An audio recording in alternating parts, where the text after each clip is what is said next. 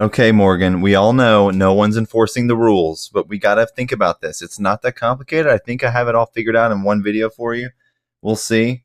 We're going to talk about all the rule filings that came out just from the OCC, which is the Options Clearing Corporation, the NSCC, National Securities Clearing Corporation, the DTC, the Depository Trust Company, and the, really we're not going to talk about the FICC, but they're included in that list of entities as well. Now, the only difference is the OCC is not a subsidiary of the DTCC.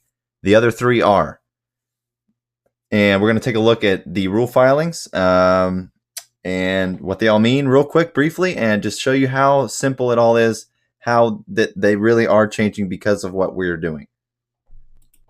So, OCC, one rule filing that's relevant in my eyes that came out is 003, happens to actually be the first filing that was filed. This actually occurred before the February 2nd blast from AMC and GameStop that happened on the 24th.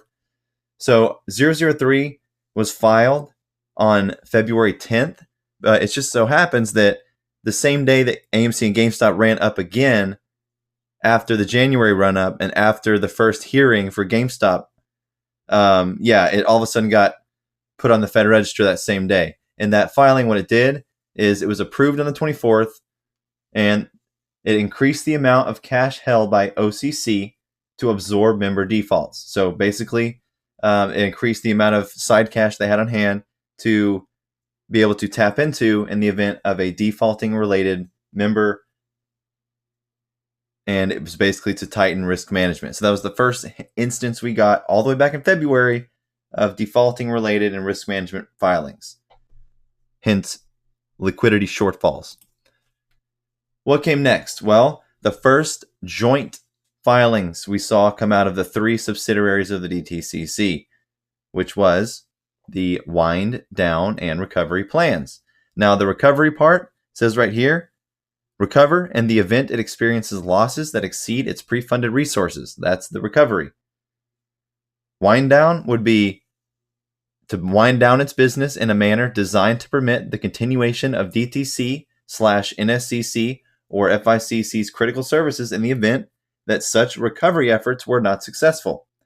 Now, the recovery tools available to DTC, NSCC, and FICC intended to address the risks of uncovered losses or liquidity shortfalls resulting from the default of one or more of its participants, and losses arising from non-default events such as damage to DTC's physical assets, a cyber attack, or custody and investment losses, and the strategy for implementation of those tools. Also, the R&W plan also describes the strategy and framework for the orderly wind down of DTC and or NSCC and the transfer of its business in the event of implementation of the available recovery tools does not successfully return DTC or NSCC to financial viability.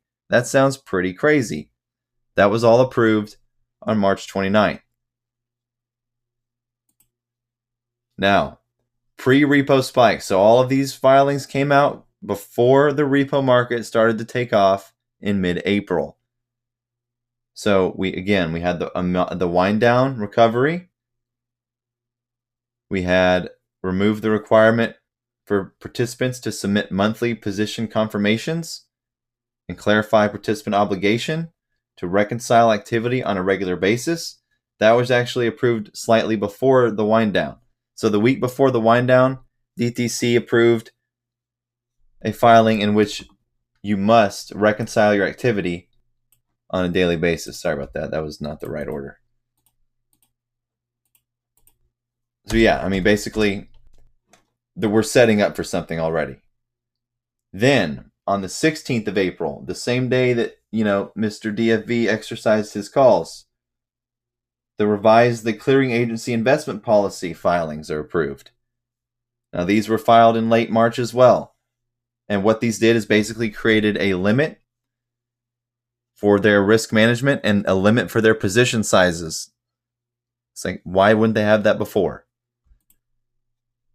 Then, if you look into the risk management framework, most of it was redacted, but what we can gather is that they did have simulations of member defaults in this risk management framework. So my theory and my hypothesis about this whole situation is that it's all surrounding payment for order flow and securities lending, because Robinhood basically came in and forced everyone to copy its model for payment for order flow, which is what all this stems from. And the securities lending, why I think apes have something to do with this, is because if you remember in the beginning, we were all making sure that we did not have our share lending program turned on. And then we see filings like this come out where they're going to basically change their VAR calculations, which are based on unsettled positions according to a risk model that's based on margin. Because we had everyone switch to cash accounts, get off margin, turn off share lending, and then all of a sudden we get filings coming out where they have to adjust their methodology and start doing simulations. So interesting stuff. So during the period of repo, we had the investment policy come out like that same week. It was like just around that time where it started to spike. Then we have the DTC remove the security holding tracking service that following week, which basically removed a service that tracks and limits the beneficial ownership of securities for underwriters that issue securities. Then, at the very tail end of April, we have the DTC come out and update the Corporate Actions Distribution Service Guide, which allowed more participants in the event of auctioning off of a defaulted member's portfolio. They could now participate in that auction.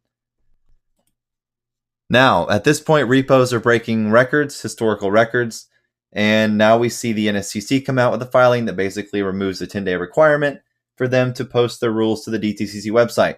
So basically what this did is it made it to where NSCC rule filings can now show up on the DTCC's website before the NSCC's website, which I will demonstrate right now.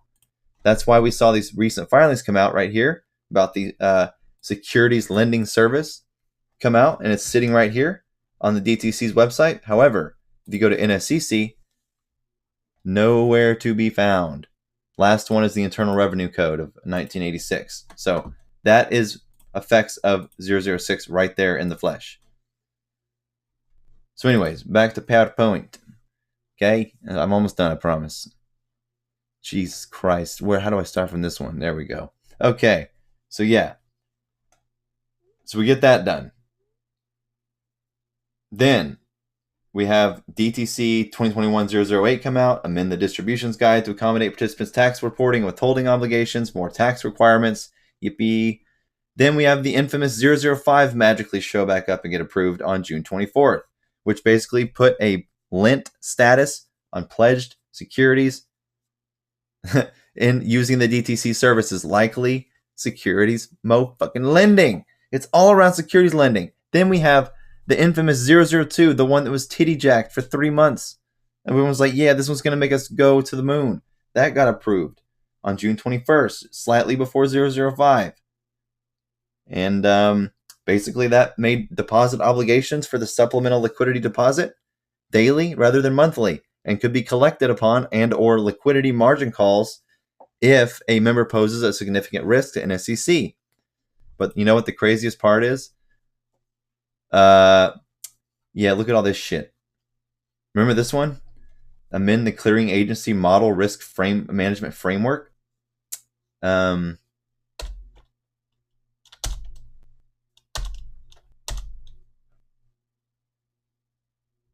So they revised their investment policy back in April. And then now they're revising their clearing agency model risk framework. You know why?